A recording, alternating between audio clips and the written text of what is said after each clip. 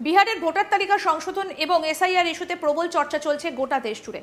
তৃণমূল মনে করছে আপাতত বিহারে হলেও এটার আসল টার্গেট বাংলা, এমনকি এর মধ্যে দিয়ে এনআরসি চালুর পরিকল্পনা করা হচ্ছে, এটাও মনে করছে তৃণমূল। এই প্রসঙ্গে মঙ্গলবার বীরভূমে তৃণমূল নেত্রী তথা মুখ্যমন্ত্রী মমতা ব্যানার্জি বলেন, প্রত্যেক ভোটার লিস্টে নাম তুলবেন নতুন করে ভোটার লিস্টে নাম তোলার নামে এনআরসি চালু করার ব্যবস্থা করা হচ্ছে। মনে রাখবেন, বাংলায় আমরা একজনও ভোটার লিস্টে নাম তুলতে যেন বাদ না রাখি, এটা জেনুইন ভোটারদের মাথায় রাখতে হবে। আসুন শোনাই কি বলছেন মমতা ব্যানার্জি, শুনুন। প্রত্যেকে ভোটার লিস্টের নাম তুলবেন নতুন করে ভোটার লিস্ট তোলার নামে এনআরসি চালু করার ব্যবস্থা করা হচ্ছে। মনে রাখবেন, বাংলায় আমরা একজনও ভোটার লিস্টের নাম তুলতে যেন বাদ না রাখি, এটা জেনুইন ভোটারদের মাথায় রাখতে হবে। কেউ বাদ দিলে প্রতিবাদ করবেন, বিএলওকে বলবেন যে কেন বাদ গেল, জবাব দাও। আমি জেনুইন ভোটার, আমার ভোট বাদ গেলে আমি কিন্তু ছেড়ে কথা বলবো না, এটা আমার সাংবিধানিক অধিকার, আমার গণতান্ত্রিক অধিকার। ছাত্রছাত্রীরা যারা 18 বছরে পদার্পণ করবেন, তাদের সকলের ভোটে নাম তুলতে হবে, এটা আপনার রক্ষা কবচ। সংখ্যালঘু ভাই বোনেরা যারা বাইরে কাজ করেন, শুধু ঈদে আসলে হবে না, ভোটার লিস্টে নামটা তুলতে হবে ভালো করে, এবং এখানে এসে থাকার চেষ্টা করুন। যদি অন্য মানুষ দুটো খেতে পায়, আপনারাও পাবেন। মতুয়াদের ওপর অত্যাচার হয়েছে, রাজবংশীদের ওপর অত্যাচার হয়েছে, শীল পরিবারের ওপর অত্যাচার হয়েছে। আসাম গভর্নমেন্ট নোটিশ পাঠাচ্ছে বাংলার মানুষকে, লজ্জা করে না? এদের জানাই ধিক্কার, ধিক্কার, ধিক্কার। শুনলেন তো মমতা ব্যানার্জির বক্তব্য। কেউ প্রশ্ন তুলছেন, মমতার কাছে কি এই ধরনের কোনো পাক্কা খবর আছে? যদিও তিনি বেঁচে থাকতে এখানে এনআরসি করতে দেবেন না বলে সোমবার সাফ জানিয়ে দিয়েছেন মমতা, এমনকি ডিটেনশন ক্যাম্পও করতে দেবেন না বলে জানিয়েছেন তিনি। কি বলেছেন এই বিষয়ে মমতা ব্যানার্জি, সেটাও শুনবো। নাম বাদ দেবেন যারা জেনুইন ভোটারদের, আমি তাদের বলছি, দয়া করে মানুষকে হ্যারাস করবেন না।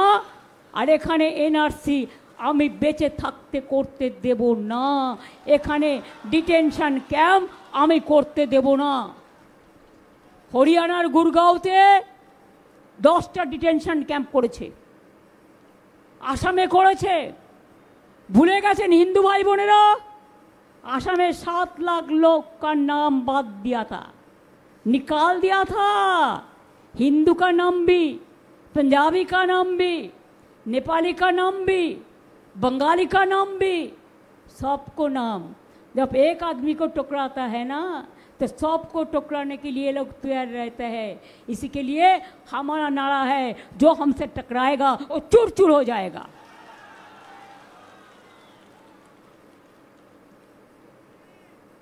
যাবে নাকি সর্বধর্ম সমন্বয়ের লোকেরা একটু বাড়ি বাড়ি সার্ভে করতে আপনাদের সাথে? একটু দেখবেন, দেখতে চান? মা বোনেদের শঙ্খধ্বনির আওয়াজের সাথে পারবেন তো? মা বোনেরা বাইরেও কাজ করে, ঘরেও কাজ করে, আবার হাতা খুন্তি দিয়ে রান্নাও করে। কি বন্ধু, হবে নাকি একটা খেলা? হবে নাকি? শুধু মা বোনদের বলছি, আর কাউকে দরকার নেই।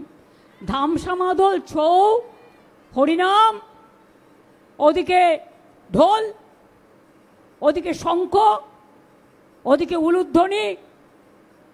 চিন্তা নেই, বন্দুকগুলি নিয়ে যাব না আপনাদের মতো। বন্দুকগুলি নয়, শঙ্খধ্বনি, উলুধ্বনি। মানেটা বুঝতে পারছেন?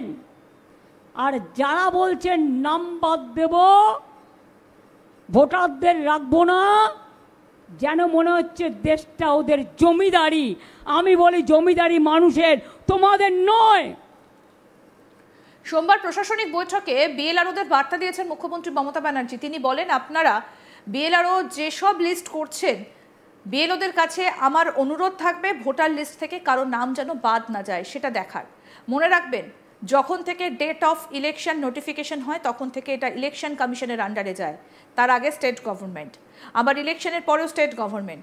সুতরাং এটা মনে রাখবেন, আপনারা চাকরি করেন স্টেট গভর্নমেন্টের, কোনো মানুষের অযথা হ্যারাস করবেন না। কি বলেছেন মমতা ব্যানার্জি, শুনবো এবার। মনে রাখবেন, ইলেকশন কমিশন তার নোটিফিকেশন যখন হবে ডেট অফ ইলেকশন, তখন থেকে এটা ইলেকশন কমিশনের আন্ডারে যায়, তার আগে স্টেট গভর্নমেন্ট, আবার ইলেকশনের পরেও স্টেট গভর্নমেন্ট। সুতরাং এটা মনে রাখবেন, আপনারা চাকরি করেন স্টেট গভর্নমেন্টের, ডিএমরা মূল দায়িত্বে থাকবেন, ডিএমদের একটু চোখ কান খোলা রাখতে হবে। অনেক সময় আমি দেখছি ডিএমরা দায়িত্ব দিয়ে দিচ্ছে নিচের কাউকে, তারা কিন্তু খেয়াল রাখছে না। এই যে পশ্চিমবাংলা থেকে প্রায় 1000 লোককে নিয়ে গেছে ট্রেনিং করবার জন্য দিল্লিতে, আমি জানতামই না। এটা ডিএমদের উচিত ছিল অ্যাটলিস্ট আমাদের ইনফর্ম করা, আমাকে না করুক সিএসকে ইনফর্ম করা। আপনারা বিএলও যেসব লিস্ট টিস্ট করেছেন, বিএলওদের কাছে আমার অনুরোধ থাকবে ভোটার লিস্ট থেকে কারো নাম যেন বাদ না যায় সেটা দেখার।